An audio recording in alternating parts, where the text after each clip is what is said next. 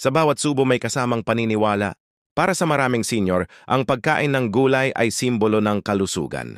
Likas, natural, laging ligtas. Pero paano kung ang ilang gulay na matagal, kinagisnan ay siya palang tahimik na dahilan?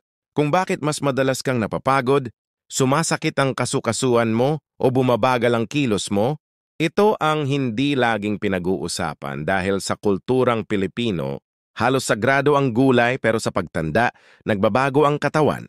Humihina ang resistensya. Dumadalas ang alta presyon, rayuma, diabetes, at ang ilang gulay o gulay mismo ay may taglay na sangkap na maaaring makasama sa katawan ng isang senyor. Hindi ito pananakot. Ito ay kaalaman. Sa video nating ito, ilalantad natin ang 7 gulay na maaaring hindi mo alam ay unti-unting sumisira sa katawan mo. Hindi dahil bawal sila para sa lahat, kundi dahil may mga kondisyon at edad kung kailan ang isang simpleng dahon o bunga ay pwedeng magdulot ng pananakit, pamamaga o pagbagsak ng enerhiya. At kung iniisip mong matagal ko na unong kinakain, bakit ngayon lang ako nagkakaganito? Baka ito na ang tamang oras para magsimulang magtanong. Hindi lahat ng nakasanayan ay ligtas. Hindi lahat ng natural ay walang epekto. Ang layunin ng video na ito ay hindi lang basta magbawal, kundi bigyan ka ng malinaw na dahilan para saan, kanino at kailan dapat umiwas. Dahil ang tamang kaalaman sa edad natin ngayon ay hindi na opsyon. Isa na itong panangga. Kaya kung gusto mong manatiling makalakad ng may lakas, makaisip ng malinaw at mabuhay ng may kalidad, simulan mo muna sa pagkain. Sa bawat kagat may epekto. At kung handa kang makinig, baka dito mo matuklasan kung anong gulay ang hindi mo na dapat isama sa plato mo simula bukas. Hindi ito simpleng listahan. Isa itong pagbubunyag para sa katawan mo, para sa sarili mo, para sa mga taong umaasa pa ring makasama ka sa mas mahaba pang panahon. Ngayon, simulan na natin. Una, talong. Si Mang Ernesto, 60 anyos ay dating mekaniko. Matibay ang katawan, bihira magkasakit. Pero nitong mga huling taon, halos buwan-buwan siyang nagrereklamo ng pananakit ng tuhod, paninigas ng balikat at pagkamanhid ng mga kamay. Hindi niya mawari kung bakit lalo na't aktibo pa rin naman siya at kumakain ng marami. Lalo na ng paborito niyang ulam, tortang talong. Ang talong ay isang gulay na may taglay na solanine, isang natural na kemikal na karaniwang matatagpuan sa nightshade family ng mga gulay. Ang solanine ay kilalang maaaring magdulot ng pamamaga sa katawan lalo na sa mga taong may arthritis, joint pain o nerve sensitivity. Kapag regular itong kinokonsumo ng isang senior na may ganyang kondisyon, unti-unti nitong pinapalala ang pananakit ng kasukasuan at paninigas ng kalamnan. Kaya ang akala mong healthy na ulam ay maaaring tahimik palang nagpapalala ng rayuma o pananakit ng katawan. Ayon sa ilang pag-aaral, ang talong ay may mga compound na nagpapahina sa kalusugan ng neuromuscular coordination. Ibig sabihin, ang koneksyon sa pagitan ng isip at galaw ay unti-unting naaapektuhan. Sa mga matatanda, ito ang maaaring magdulot ng kawalan ng balanse, pagkabagal ng reflex at mas mataas na panganib ng pagkadapa o pagbagsak. Hindi lang ito pisikal, may emosyonal ding epekto. Tulad ni Mang Ernesto, unti-unti siyang nawalan ng gana. Hindi dahil sa edad, kundi dahil sa pakiramdam ng kawalan ng kontrol sa sarili niyang katawan. Pero ang totoo, bahagi nito ay maaaring sanhi ang paborito niyang gulay. Ngunit mahalagang linawin, hindi lahat ng tao ay agad naaapektuhan ng solanine. Kung ikaw ay walang kasaysayan ng rayuma, walang problema sa joints at hindi nakakaranas ng pananakit o pamamaga, maaaring hindi naman ito magkaroon ng direktang epekto lalo na kung paminsan-minsan lang itong kinakain at hindi araw-araw.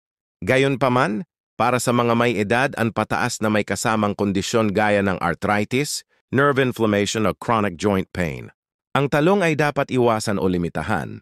Kung hindi kaya talagang bitawan, siguraduhing maayos ang pagkakaluto nito at hindi sinasabayan ng iba pang nightshade vegetables, tulad ng kamatis at patatas sa isang kainan. Ang tunay na kalaban ay hindi ang talong mismo kundi ang kawalan ng kaalaman kung kailan ito nagiging mapanganib. Kaya't kung nararamdaman mong may paulit-ulit na pananakit, baka panahon na para suriin. Hindi lang ang gamot mo kundi pati ang nasa plato mo araw-araw. Ikalawa, lunsyang bell pepper. Ang lunsyang bell pepper ay karaniwang itinuturing na masustansya. Sariwa ito, malutong at madalas kasama sa mga ulam ng mga senior dahil sa taglay nitong bitamina at kulay. Ngunit sa kabila ng kanyang kaakit-akit na anyo, may isa itong katangian na madalas hindi nabibigyang pansin. Mataas ito sa lectins, isang uri ng protina na maaaring makapinsala sa lining ng bituka. Kapag mataas ang lectin sa isang pagkain, maaari nitong guluhin ang natural na pagsipsip ng nutrients sa katawan. Sa mga matatanda na mas manipis na ang bituka, mas mahina ang resistensya at may kasaysayan ng arthritis, irritable bowel syndrome, IBS o inflammatory conditions. Ang lectins ay pwedeng magdulot ng low-grade na pamamaga. Hindi ito agad-agad nararamdaman.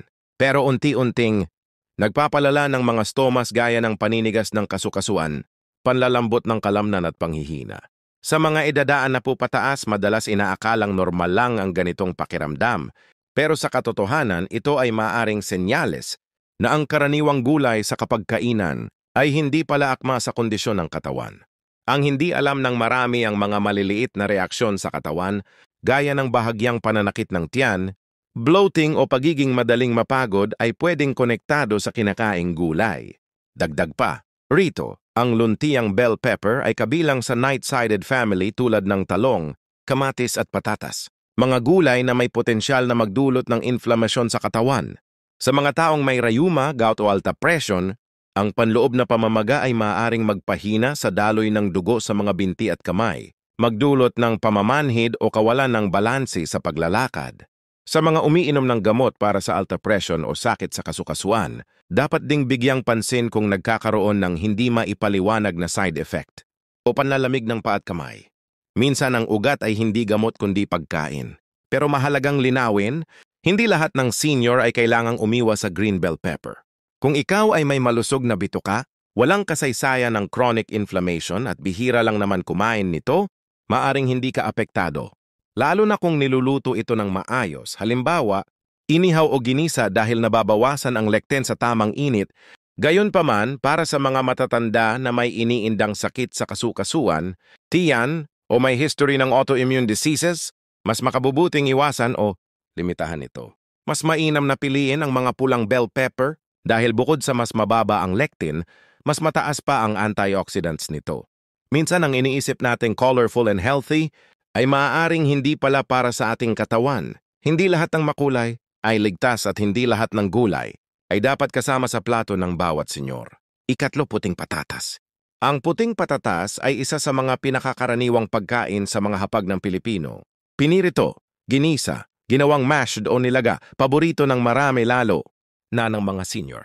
Ngunit sa kabila ng pagiging staple food, may tinataglay itong panganib na hindi alam ng nakararami ang pagiging mataas sa glycemic index. Ang glycemic index ay sukatan kung gaano kabilis nagpapataas ng blood sugar ang isang pagkain. Ang puting patatas ay kabilang sa mga gulay na mabilis nagpapataas ng glucose sa dugo. Para sa mga matatandang may diabetes, insulin resistance or high blood pressure, ang madalas at maraming pagkain ng patatas ay maaaring magpalala ng kondisyon kapag biglaang tumaas ang blood sugar. Napupuwersa ang pancreas sa paggawa ng insulin. Sa edad na 60 taon kung saan bumabagal na ang metabolismo, ang ganitong stress ay maaaring magdulot ng pagod, pananakit ng ulo, panginginig at pagkalabo ng isip.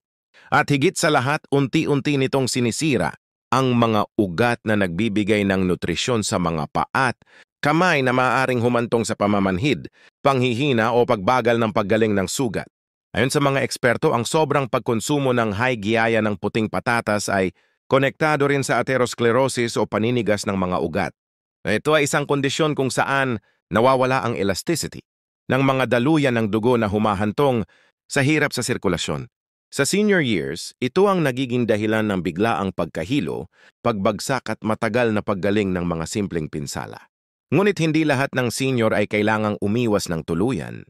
Kung ikaw ay may kontroladong blood sugar, aktibo sa pangangatawan at bihira lamang kumain ng patatas, lalo na kung ito ay nilaga at walang kasamang mantika, maaaring hindi ito magdulot ng malubhang epekto. Yang tusi ay moderasyon at tamang paghahanda. Gayunpaman kung napapansin mong mas madaling mapagod, may madalas na pamamanhid sa paa o kamay o bumabagal, ang paggaling ng simpleng galos, baka oras na para tanungin ang sarili. Ilang beses sa isang linggo akong kumakain ng puting patatas. Hindi natin sinasabing masama ito sa lahat, pero sa edad nating ito, ang maliit na bagay ay may malalaking epekto sa katawan, sa lakas, sa kalidad ng buhay. Kung may natutunan ka na sa Mga unang bahagi ng video na ito, i-comment mo sa ibaba ang salitang ingat sa gulay. Bilang paalala na may mga pagkaing akala natin ay ligtas, pero tahimik palang sumisira. Ikapat, okra. Si Aling Remedios ay 2 taon. Mabait, masayahin at kilalang laging may dalang gulay mula sa likod bahay. Isa sa kanyang paborito ay ang okra. Pinasingawan tuwing umaga, isinasawsaw sa bagoong at minsan ginagawang bahagi ng sabaw. Pero nitong mga huli, napansin niyang palagi siyang nakakaramdam ng pananakit sa tagiliran, pagkahilo at kakaibang kirot sa bandang ibaba ng likod. Akala niya ay simpleng pagod lang. Pero nang magpa-check up siya, may nakitang bato sa bato. Ang okra, bagamat kilalang mayaman sa fiber at bitamina, ay mataas din sa oxalates. Natural na compound na kapag sobra sa katawan ay maaaring magdulot ng kidney stones. Para sa mga senior na may mahinang bato, umiinom ng maintenance meds or may kasaysayan ng urinary tract infection, ang sobrang okra ay maring magdulot ng paglala ng kondisyon.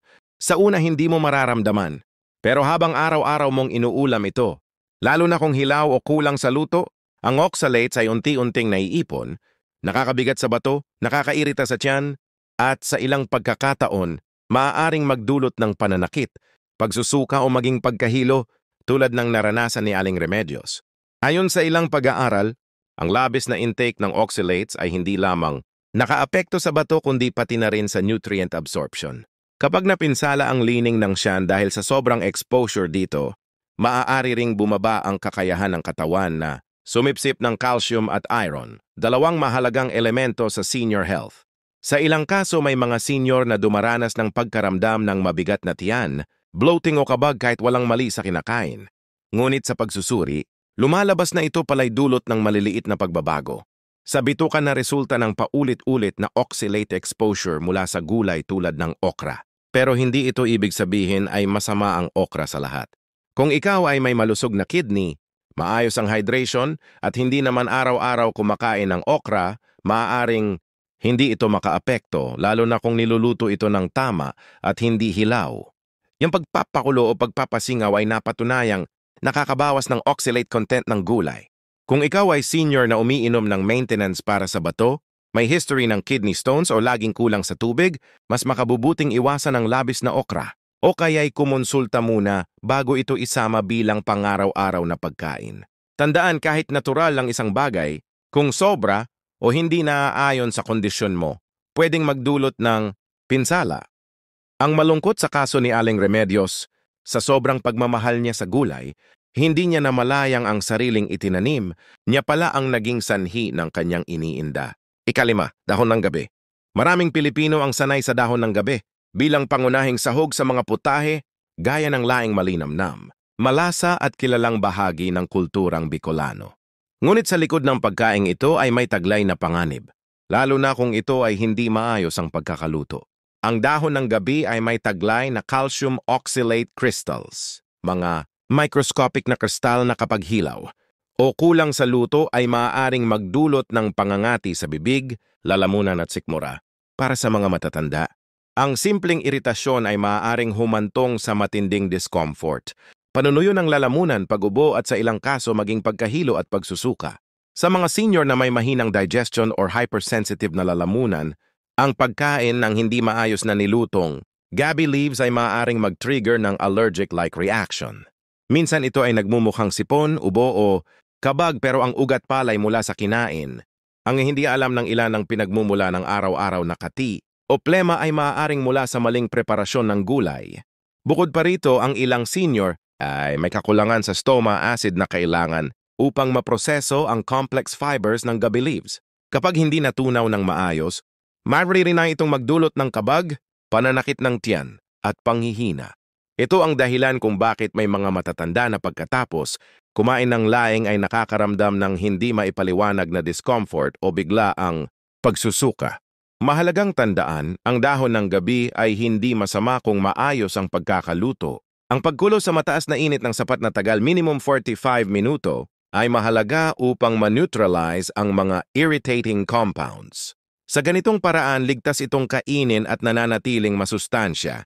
Kung ikaw ay senyor na may kasaysayan ng asthma, acid reflux o irritable na lalamunan, mas mainam na iwasan ang pagkaing may gabi leaves. Kung hindi ka sigurado sa pagkakaluto nito, ang alternatibo, Gumamit ng dahon ng kamote o kangkong na mas banayad at walang calcium oxalate risk.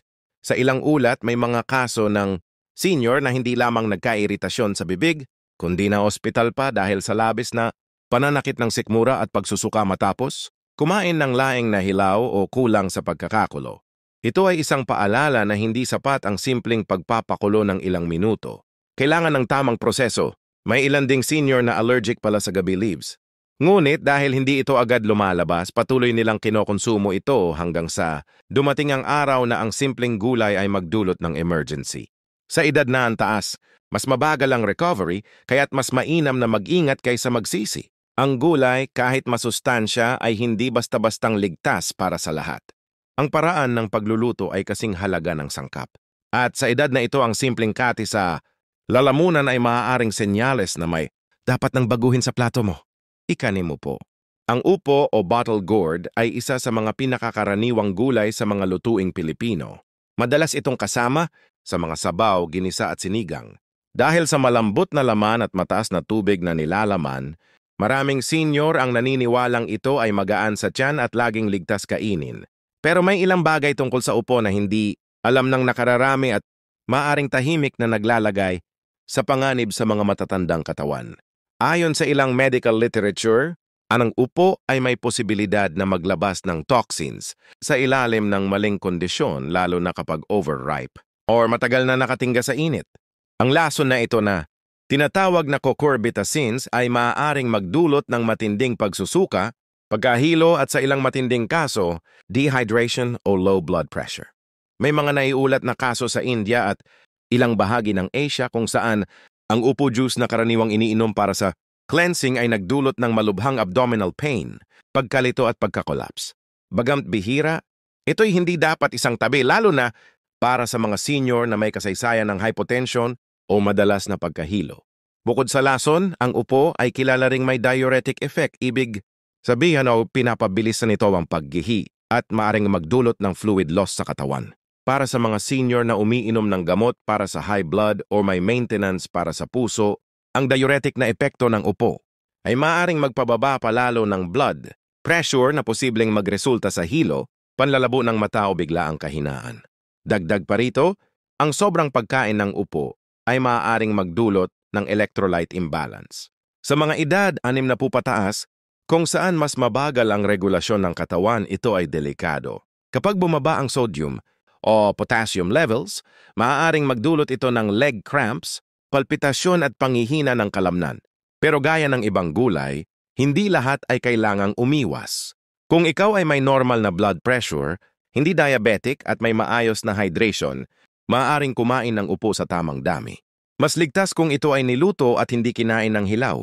At higit sa lahat, iwasan ang mga overripe o may mapait na lasa. Ito ang senyales na naglalabas na ito ng cucurbitacins. Para sa mga senior na may iniyang sakit sa bato, puso o madalas na pagkahilo, mainam na kumunulta muna bago gawing regular na parte ng pagkain ang upo. Hindi porke gulay ay ligtas at hindi rin porke magaan sa tiyan ay walang epekto sa katawan. Sa panahon ngayon, mas mahalaga ang kaalaman kaysa panlasa. At kung isa ka sa mga naniniwalang tamang impormasyon ay kayang magligtas, baka panahon na para makasama ka sa mas marami pa naming kaalaman.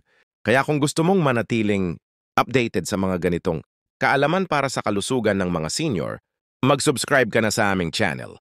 Isang simpleng pindot lang pero maaaring ito ang dahilan kung bakit may isang taong maiiwas sa panganib. Ikapito, Toy Mongo Sprouts. Maraming naniniwala na ang toge o mongo sprouts ay simbolo ng kalinisan at kalusugan. Mura, madaling lutuin at masustansya raw. Pero sa likod ng maliliit na usbong na ito ay may nakatagong panganib, lalo na para sa mga matatanda. Ang toge ay isa sa mga gulay na madaling dapuan ng bakterya, habang tumutubo dahil ito ay tumutubo sa mamasa-masa at mainit na kondisyon. Paborito ito ng bakterya gaya ng E. coli, Salmonella at Listeria. Kapag hindi tama ang paghugas o pagluluto, maaari itong magdulot ng matinding food poisoning na para sa mga senior ay hindi basta-basta lang na sakit sa tiyan. Isang umaga si Ken, 70 na anyos ay nag-almusal ng ginisang tuge na binili sa palengke. Matapos ang ilang oras, siya ay nakaramdam ng matinding pananakit ng tiyan, pagsusuka at panlalamig. Inakala nilang simpleng hilo lang pero kinagabihan ay isinugod siya sa ospital dahil sa dehydration. Kalauna lumabas sa laboratory test na salmonella poisoning. Ang dahilan at pinaniniwala ang mula ito sa kontaminadong toge. Hindi ito bihirang kwento. Ayon sa ilang ulat sa Asia at Amerika, ang mga sprout gaya ng toge ay regular na nasasangkot sa foodborne illness outbreaks. Sa mga kabataan, ang ganitong sakit ay kayang lampasan. Pero sa senior citizens kung saan mahina na ang immune system, ang isang simpleng bakterya ay maaaring maging sanhi ng matinding dehydration, pagbaba ng presyon at komplikasyon sa bato. Bukod sa panganib sa bakterya, ang hilaw na toge ay maaari ring magdala ng digestive issues. Sa mga senior na may problema sa tiyan, ulcer o mahina ang atay, ang toge ay maaaring magdulot ng kabag, pananakit ng tiyan at paninigas ng dumi kung hindi luto ng husto. Paano ito maiwasan? Una, huwag kakain ng hilaw na toge. Lutuin ito ng mabuti sa sapat na init. Pangalawa, siguraduhing sariwa ang pinanggalingan. Iwasan ang binili sa palengke na nakatiwang lang sa bilaw. Pangatlo, kung ikaw ay may iniindang sakit gaya ng diabetes o chronic digestive condition, mas mabuting iwasan ang toge kung hindi ka sigurado sa paghahanda nito. Kung malakas pa ang katawan mo at kampante kang maayos ang paghugas at pagluluto, maaaring ligtas pa rin ito para sa'yo. Ngunit sa senior years kung saan ang kahit anong maliliit na pagkakamali sa